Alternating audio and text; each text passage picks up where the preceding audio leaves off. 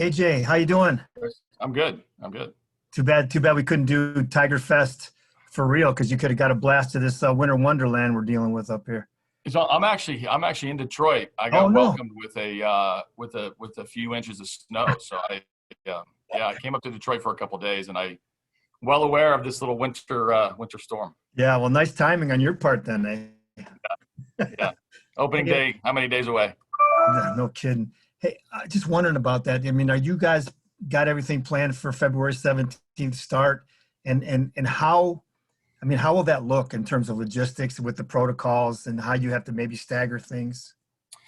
Yeah, so we're planning on getting started on time. I mean, that's all we know at this point. I know there's a lot of talk and buzz around a lot of possibilities, but from our perspective, we're ready to go, and we're starting to get the logistics. We don't really know what that looks like yet. There's some tentative plans, some intake testing, the use of our facility.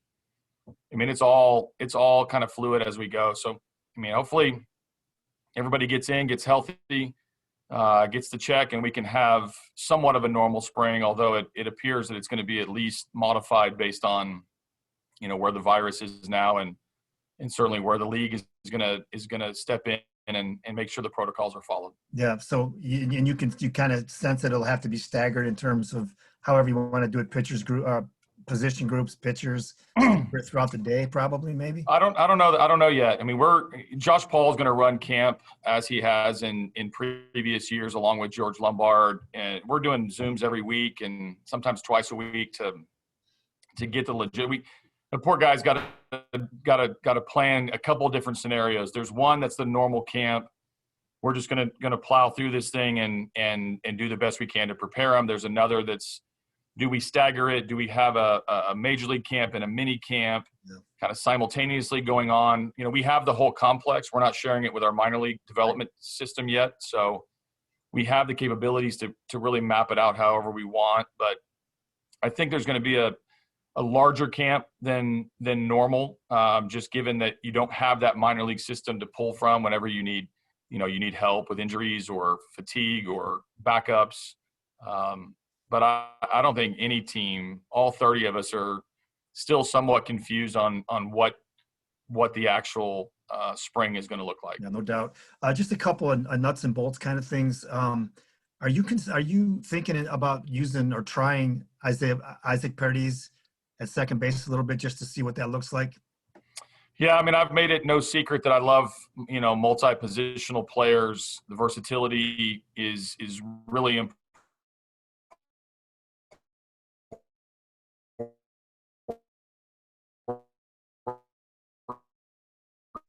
because you never quite know when either. I would like to have call it a backup plan to your primary position for just about everybody. I mean, not it won't be that way forever. When we get where we want to get, there's going to be some solid everyday players at one position. But for Paredes to make our team, number one, if he carries over what he's doing in Mexico to right now, I talked to him the other day, and I mean he's really excited to be playing for something, Yeah. and their team is winning. Third base is very comfortable for him. Somewhere up the middle at second base would be ideal for us because it just allows more configurations for a lineup. And if he's hitting, then I can put him in at a couple different positions. So you'll see us try that, with him and see what it looks like. And there's no harm in trying. I think it doesn't mean he's not a good third baseman. It doesn't mean that he can't make our team as an everyday third baseman, but why not have multiple ways to make our team? And second base is different now too in terms of range, right? With shifts, range is Sure. not a big a deal. Yeah. Yeah, I mean, it's still a big deal when you don't make a play. I think you want to make sure these guys make every play, and I don't think any pitcher is going to turn around and shrug their shoulders at a lack of range. So we want to make every play that we can, but I think the overall evaluation of what's possible when guys can play up the middle at short or second has changed over the last, call it decade with the evolution of the shift. But trust me, that play that you just missed, you're equally as frustrated whether you're in the shift or out of the shift. We need players to make plays. Last from me, the catcher position. We ask you about it every time we talk to you, but we're just a couple of weeks out now. Are you expecting another another player to be coming in at that position, or are you ready to go with what we have? Yeah, I think both are going to be acceptable outcomes. I mean, ideally, we would add to our mix and put some pressure on guys to make our team. We have the capabilities of having a stable stable duo of guys behind the plate that we have a little bit of experience. We have a young up and comer in Rogers. In a perfect world, there's still a guy out there that can help us, but whether the market produces that, whether that's how we use to spend our dollars, obviously up to Al. But I guess in that position, the more the merrier. Great, thank you. Thanks, Chris. Next, we'll go to Evan Petzold from the Free Press. Hey, AJ, thanks for doing this. Sure. Just a few questions on free agency. I know, like you said, I mean, that's up to Al, but just from a manager's perspective, you talked a lot about being opportunistic. I mean, what's kind of the thought, and I guess your evaluation is now only a couple weeks away in terms of like how slowly the market moved and what the mindset was entering them, the free agency, and then also kind of the players that you sign. I mean, where do you feel like you're at with just based on my experience in the front office? I know how budgets are created. I know there's a lot of dialogue that goes on from the front office to ownership, and across the board, this was a difficult year for 30 teams, and that slowed the process a little bit. I think the players, there's a ton of players that can help a lot of teams, and I hope, not just the Tigers, but I hope all teams understand that there's some really good baseball players that are on the market that are have the availability to sign. And it's difficult when you see this many free agents from the state of the game standpoint. You want players revved up, ready to go for spring training. You want them there to report on time from the manager's chair. I really want the team to be there, and on that first day when you start to mold that clay. But the market has to produce that. The players have to sign. Ownership and front offices, have to pull the trigger on getting these players under contract. So not a surprise based on last year, the pandemic and no fans in the stands until the playoffs, and the pressure that puts on all parties is real. And I think you're finding that, and you're starting to see the sprinkle of more players signing. It's good for them and good for teams. I hope that really speeds up over the next couple of weeks, because there's an excitement building towards getting the team back together here and across the league. And man, we want more players in uniform and signed up, ready to go. For sure. And considering that, I mean, what's the difficulty in terms of, wanting to add more players, but then also realizing too, hey, we got these prospects and these young players that we have to see, what are they going to be down the road? I mean, what can they be at this level? What's the difficulty there? And I guess, how do you plan to handle that, whether you maybe add one more piece or maybe you add a couple more pieces? Well, I think it's not difficult. I think it's just you have to make decisions based on your personnel that you have, the young players you want to give opportunity to, and then ultimately which players fit what you're doing. I mean, you've seen us go out and sign a couple players. We've had more dialogue than gets reported, and that, good job by the Tigers keeping that mum. But we can only do so much. You got to have a partner on the other side that wants to sign and be here for the opportunities that we have. I mean, I'm not afraid of the young players. I'm not afraid of their growth. We saw some guys step forward last year. We're going to see somebody else surprise us this year. I do think there's going to be deals at the end of this free agency or into spring training that can potentially make us better. And, Al and the group are working tirelessly to try to figure that out. So whether we add one or two, 3, 4, I don't know how many players that we have the ability to add, but it will be for a specific reason, to make our team better, to give us a little bit more versatility and optionality around our team, and ultimately to push some of those young guys. Because as much as you want to give the opportunity to the young guys, they got to keep playing well to stay here. I do want all the young pitching to be in the big leagues. I do want the young position players to get the at-bats that are needed for us to evaluate. But this is an accountability league where you got to play well to stay here. This is not just a team you can come to and fill out a roster. That's not how we're going to operate. For sure. And I know you mentioned catcher. This is the last one for me. Just, along with catcher, I mean, what are other positions, whether that comes to, hey, we want to add in the free agent market, or, there might be some position battles to try to iron some things out. Where do you kind of feel like there's open spots or positions of, I guess, need, if you want to consider it that? Sure. No, I think the infield is still, we're fluctuating between having some options that we can move around and also having some competition. And a lot of that is where are we going to play Candelario? Where does Goodrum fit in? How many games at shortstop can Willie Castro play? Is it all of them? Is he going to move around a little bit? I mean, the answers that we need are going to have to come on the field. We can dictate some of that by if we sign an infielder, a little bit of help at first base changes Candelario's usage and Goodrum's usage. You sign a middle infielder, and that brings a lot of questions on where these guys can play. So I think the infield is a specific area that we're kind of looking and toying with, but every decision that we make is going to impact not just one or two or three players. It increases the competition for Paredes. It increases the usefulness of moving Goodrum and Candelario around a little bit. And same goes for the outfield. I look at the outfield right now. I feel really good about Goodrum and Jacoby Jones and Victor Reyes as being pretty solidified. I think there's competition for Daz. I think there's competition for Badu to make our team. Travis Demerit, who often doesn't get talked about, is on our roster. Derek Hill as well.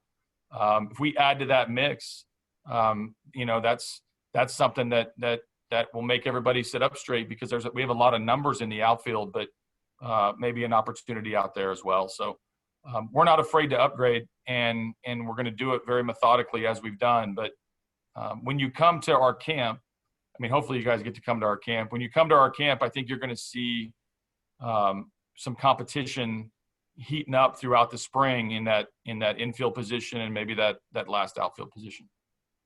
For sure. Sounds good. Thank you very much. Yeah. All right, next we'll go to Jason Beck from MLB.com. Hey, AJ, thanks for doing this. Glad to know you're suffering through the cold like the rest of us. I was wanting to ask, it seems like you guys are kind of stockpiling some lefty reliever types, Derek Holland being the latest.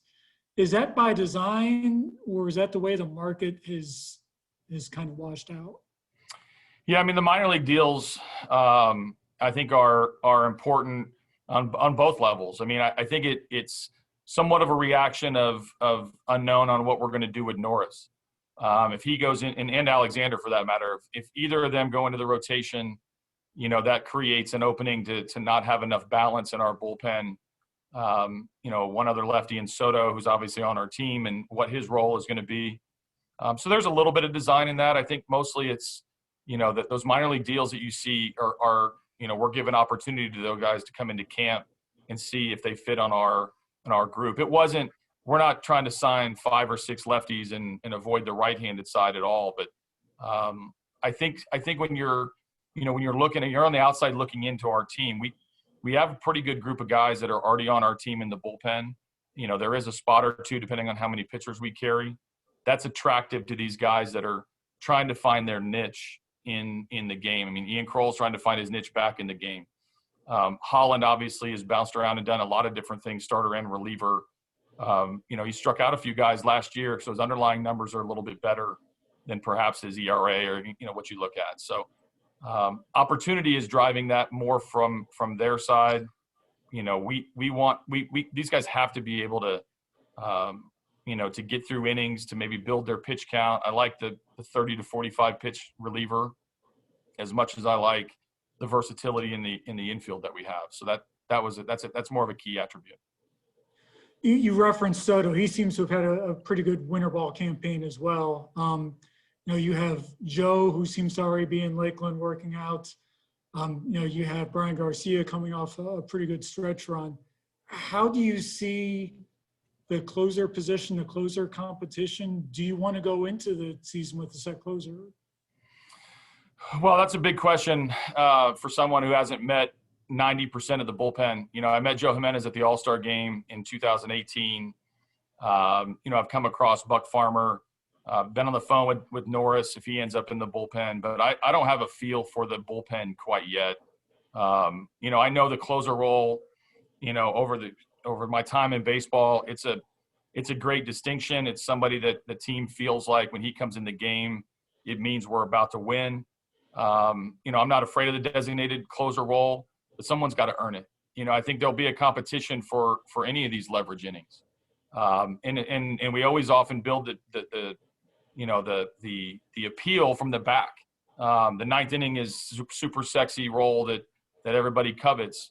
But you got to do a lot to get there in the 6th and the 7th and the 8th. If the starter can do that work, all the better. I'm very pro starter. But if not, then I don't want to lose the game on the way to waiting to use a pitcher. If someone establishes themselves as our best option to close out our wins, that's a perfect scenario. But that means a number of those guys you mentioned have to do their job before the 9th inning to set the table for that closer role. Time will tell. I'm going to meet with the relievers when I get down to spring and get to know them a little bit, get to know their psyche, get to know their heartbeat, get to know their stuff. Naming a closer in January is not going to happen this year with me, especially on this team that because we're entering with questions on roles to begin with. But we have a couple options. And lastly, you mentioned some of the guys who can move around the infield. HaroldCastro is a guy who's kind of played well in spells, hasn't really been that everyday guy for more than like short stretches. How much do you know about him? How do you see him potentially fitting in what you're trying to put together here? Yeah, no, he's versatile. He can go to the outfield a little bit. I know I can move him a little bit in the infield. You know, he's been positioned a little bit more as a role player and using his versatility to our advantage off the bench. You know, like all these guys, I want to get to know him a little bit and see where we can maximize his usefulness. The left-handed bat, whether it's off the bench or you know, kind of platooning and handling the responsibility against right-handed pitching. I mean, listen, I'm very open to any configuration for us to handle right-handed pitching better. If that includes HaroldCastro, then he's going to nudge his way into the lineup a little bit more. He's had success at the plate, puts up a pretty tough at bat. He's gotten his fair share of hits, all things that I've noticed. But you know, right now I think it's you know, can he contribute more and play a little bit more? You know, time will tell. But I do like the fact that he's you know, he's produced a little bit when he's gotten the opportunity that he's gotten. Great, thanks, AJ. Thanks, Jason. Next, we'll go to Matt Shepard from Fox Sports Detroit. AJ, good to see you again. Sure. Hope you're well. Knowing your passion for the sport and the history of the sport, I wanted your take on the devastating loss that baseball has gone through all the way back from Mr. Kaline to Brock and Morgan and Gibson and most recently Hank Aaron. Yeah, it's been devastating to get the news. It feels like, you know, almost weekly or monthly where, you know, our game, you know, has just lost some icons. You know, I've been fortunate to meet a number of these people. We'll never forget the time that Hank Aaron and I sat down in Atlanta. I was a super young manager with the Diamondbacks, and he wanted to meet me, which to me was like unbelievable for me to, you know, I think I was 34 or 35-year-old manager and here, you know, Hank Aaron's requesting a meeting with me. So, you know, I think the lesson, like in all of life, is to try to appreciate, you know, those that are around us, those that we you know, consider idols and we watched growing up. I mean, it feels like it's speeding up on us that we're losing people in the game, you know, for any reason, every reason imaginable. You know, be thankful for the group that you're around. Be thankful for the group that you've been able to come across. Spend a little bit more time. You know, I see Jack Morris on the call. Like, spend a little more time with people that have done this before you, and learn a little something. Because, you know, I often get this reaction from people when they're like, "Oh man, I wish I would have got more time with them around the game." And I think it's a lesson that COVID has taught all of us, and we're not going to be around. The spring training's not normal. We're not going to have people behind the cage. We're not going to meet in person and have our banter.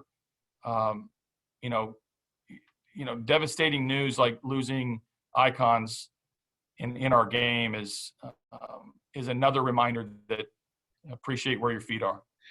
That's a good answer. I don't know if you can answer this. In talking with NFL coaches, if they go into a training camp of the 54-man roster, they've got an idea about 48 guys. So there's 6 up for grabs. Do baseball managers go into spring training understanding how many guys they may have of their 26-man roster? And if so, in what range do you think that number resides? Yeah, absolutely. I think managers are always fiddling with, whether it's on a dry erase board or whether it's now on a computer nowadays, you're always fiddling with the roster that you have. And this guy, maybe there's somebody highlighted in yellow that's not quite on. That's how I do it. That's not quite on our team, but it's somebody that I really want this guy to win a job.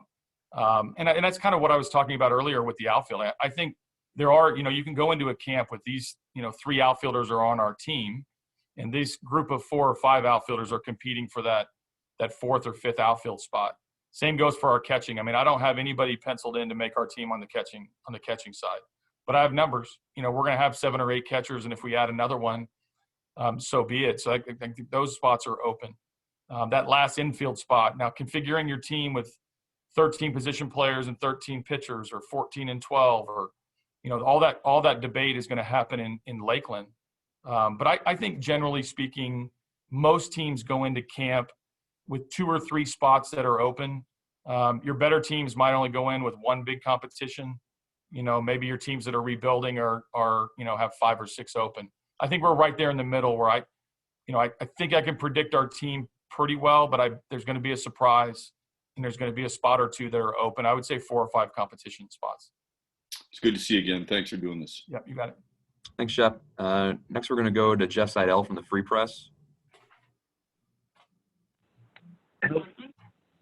Hello, can you hear me? Yep, I can hear you.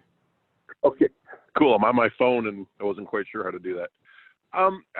When you're trying to get more knowledge about this roster, how have you spent your time in the offseason? Is it more looking at the numbers? Is it studying a whole bunch? Is it more focused on the video? Or how have you spent your time trying to get to know all these guys? And I know you mentioned a phone call to Norris. How many of the guys have you talked to? You could just kind of explain how you've done that. Sure. When I first started out, the first goal was to build a coaching staff. And once we built the coaching staff, I feel like that gave me 8 or 9 lieutenants to go out and help me gather information about the players. I do it, maybe I don't know if it's differently than anybody else, but there's all sorts of different ways. Whether it's communicating with the players, I've done that with, probably 2/3 of our roster. Maybe a little bit more, some via text, some via call, some via WhatsApp when guys are out of the country. But I've been in touch with people. You learn a little bit. The face-to-face is the best way to do it. I'll have that in Lakeland. I've read about a lot of these players. We have a large database of information from our scouts, amateur scouts, pro scouts, that I've sat up late at night just reading through different reports, trying to get a feel for a player through other people's eyes. And then ultimately around the game, the players know players. I've spent time with players that have played for me in the past that what makes Miggy tick, what makes Candelario good, what makes Paredes, so such an up and coming prospect. The college ranks will tell you a little bit about, what was Casey Mize like, before and after. And then I compare all that and develop, my game plan for each particular player. So I've been really busy. I do believe in listening to the player once I get to in front of him and hear his thoughts as well. But it's all inclusive. I mean, there's no information that I'll turn away, whether it's a statistical analysis to a scout vision and what they see in the player to video that I've seen. And I have a coaching staff full of guys that are doing that as well. We're going to meet together, and when we get to Lakeland, we have Zooms every week that go over stuff like this. And we've been going 100 miles an hour for the last month and a half or so. And that I would expect Tiger fans wouldn't expect anything less out of a new coaching staff. Very cool. Thank you. Thanks, Jeff. Next, we'll go to Nick Austin from Tigers.com. Yeah, I was just curious with spring ball being the unofficial start to the AJ Hinch era in Detroit, what are you most excited about? Whether it's just the talent on the team or getting your hands on the players and the prospects or whatnot at this point. So I think the start of getting on the field is always the best time of the year. I don't care if it's at the beginning of your era, in the middle of your era, or when you're on the hot seat in this job. Going to spring training, walking into the complex and having your team all in one building, and then ultimately on 3, 4, 5, 6 fields spread out all over a complex. That's a great feeling as a manager because now it's time to work. It's less talk, more work. You get to see where your team is physically. You get to see where your team is fundamentally. You get to put your stamp on the tone of a workout, the pace of your workout, the intensity of your workout. That's the fun part of being the manager. And then I get to tell you guys about it at the end of every day. That there's a buzz that happens, and I don't care. It could be, I was in my 5th or 6th year, on my previous team, and I still had that same excitement, and I knew all those players, and I had cultivated relationships with those guys. It's brand new now, but I think getting on the field is what I'm most excited with, because the talent group, with a new coaching staff, new players, hopefully a fresh voice. No matter what camp that you go to at whatever time of your career, there's something special about getting on the field for the first time. And then I heard you mention, molding the clay, getting to mold the clay. Is there a certain area or certain aspect with regard to this group that you're looking to, I guess, shape early and often? Well, I think the tone is set by the pitching staff. I think for us to do this right, I said this in my interview, I've said it various times on these calls, like if we're going to do this right, we got to get the pitching right. And that's the guy that has the ball in the top of the first if we're the visiting team, or he's the first, line of defense to face that first hitter. That to me is a tone setting, department, so to speak, or a portion of the game that matters. And that to me, not to put all the pressure on Chris Fetter, but that's why he was brought here. It's why Juan Nieves, we're bringing his experience in. It's why we've spent, a lot of time getting some player plans in place for our players, having Fetters went and visited a couple of these guys. That is because for us to do this right, we got to get the pitching right. I've never seen a team have success at this level, and certainly sustained success, without a good pitching staff. You always say you can't win a game in the first inning, but you certainly feel like you can lose one, or you can lose a week by not having the right intensity, not having the right approach on the mound. And that to me is priority one. Thank you.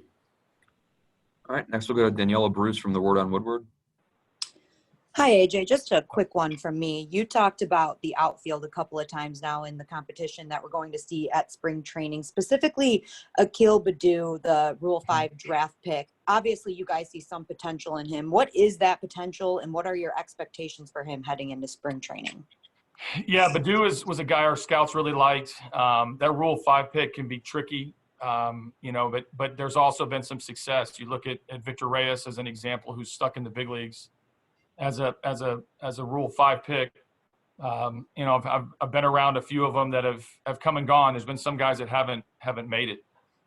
The number one thing about a Rule 5 pick is his skill set. We think Badu can play center. We think he's athletic. We like the flick in his bat. He's super inexperienced at the upper levels. Not a reason to doubt him, but a perspective to have when you put him on the field. Let's say next to a Jacoby Jones, who's been in the league for a few years, has already learned at this level, has had to make adjustments. Badu, we expect Badu to be behind those guys. But the skill set is real, and that's why we picked him. So my expectation for him is to come in and compete. Like, he has to be able to hold his own in order for him to make our team, especially with the competition that we have. But having access to a player, that, albeit from A-ball, with his skill set, I think he's growing into his body a little bit. I just got a strength and conditioning report about all of our players yesterday, and he's up over 200 pounds. And he's a physical, we say kid just because of his experience level, but he's an experienced kid. A physical kid that with some attributes that our scouting department liked, and we have opportunities. So we're going to take a long look at him. If he makes our team, that will mean, because he has a clear role on our team and an area where I can play him, and a confidence that I can, and it's a look that the organization felt was worthwhile. Thanks, AJ. We have time for one or two more follow-ups. If anyone has one, we'll go back to Jason Beck next. Yeah, AJ, just a quick follow-up. Yep. You mentioned having the whole complex for big league camp and kind of that separation with minor league camp.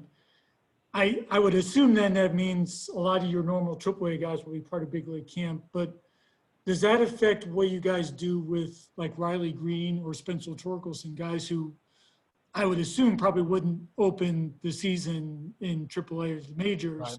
but who you might want to get a look at. Would they still be like non-roster invites? Would you want them down here for essentially 2 spring trainings? So yeah, so we've been talking about this for a long time, and right now we're waiting for the logistics of what our camp is what we're gonna be allowed to do. For the most part, you can expect the Major League team and the AAA team to be in camp. It's hard if the season opens up as expected. It's going to be hard. You have to be in camp in order to get to AAA. So now you bring in some of those guys that might be on the AA, AAA bubble, and now those guys are going to be invited to some form of Major League camp as well. So you pile up all those numbers, and we're still going to have a few left over, and we're very optimistic that the prospects can handle back-to-back camps if we ask them to. So I would expect some of the bigger prospects to be in camp. Not all of them. We're going to have to be very specific because of the limitations that we're going to have on how many players we can have in camp and the staffing for that, et cetera. But I think some recognizable names that will not open up in AAA are being considered for big league camp and will likely be there. Great, thank you. All right, looks like that's the last question we have. So thanks to AJ for your time, and thanks for being on the call. We'll see everyone back at 5 o'clock with Nico Goodrum. All right, see you later.